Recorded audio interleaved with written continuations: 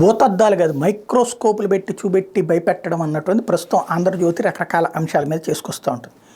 అందులో ఈసీలో దొంగలు పడ్డారని ఒక మంచి వార్త రాసింది. అందులో ఎవరో ఒక ఇద్దరు అందులో పనిచేశారు. ఒక అతను ఇది టెక్నాలజీ మేనేజర్గా కూడా చేశాడు. ఆ తర్వాత అతను వెళ్ళిపోయాడు. 2 నెలల్లో వీళ్ళంతా డేటా అంతా ఎత్తుకుపోయారు. నాకు అర్థం కాని విషయం ఏంటంటే, ఎన్నికల కమిషన్ దగ్గర ఏం డేటా ఉంటుంది? ఓటర్ ఐడీలు, ఓటర్లకు సంబంధించినటువంటి లెక్క. అది ఆల్రెడీ ఓ పక్కన ప్రభుత్వం దగ్గర, గ్రామ వాలంటీర్ల దగ్గర, ప్రతి ఒక్కళ్ళ దగ్గర అదే ఉంది. ఇంకా అది ఈ ఓటర్ ఈసీ దగ్గర ఏం తీసుకుపోవాలి? ఈసీ దగ్గర ఉన్నటువంటి డేటా అంటే ఓటర్ల లిస్టు. ఆ ఓటర్ లిస్ట్ ఆల్రెడీ బహిరంగంగానే ఇస్తారు కదా. అందులో ఏం దొంగతనం చేయాలా? హార్డ్ డిస్కులు, అందులో ఉన్నటువంటి డేటా అంతా ఎత్తుకుపోయారు అని చెప్పి రాసుకొచ్చింది. ఏం చేయాలని వాటితో ఎత్తుకుపోయి ఏం చేసుకుంటారు వాటితో? ఎన్నికల సంఘం దగ్గర ఏమైనా నిధులు ఉంటాయా కొలగొట్టడానికి? లేకపోతే ఇంకేమైనా రహస్యాలు ఉంటాయి వాళ్ళ దగ్గర?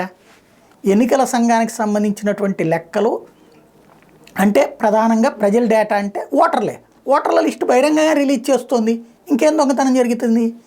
సంథింగ్ ఏదో జరిగింది గతంలో తెలుగుదేశం హయాంలో ఏమన్నా చేపిస్తే. ఎందుకంటే అప్పట్లో ఎన్నికల సంఘానికి సంబంధించి గుర్తుంది కదా.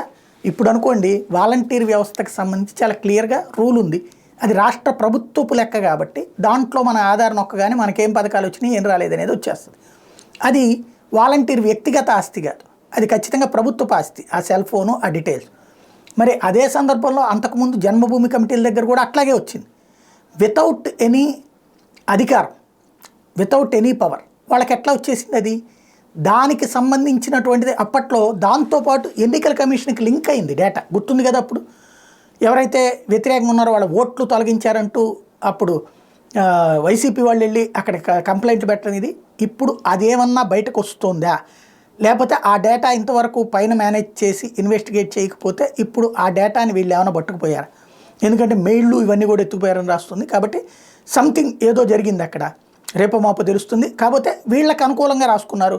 వాస్తవంగా తేలాలంటే అది తప్పించి మామూలుగా అయితే ఈసీ దగ్గర పెద్ద డేటా ఏమి ఉండదు.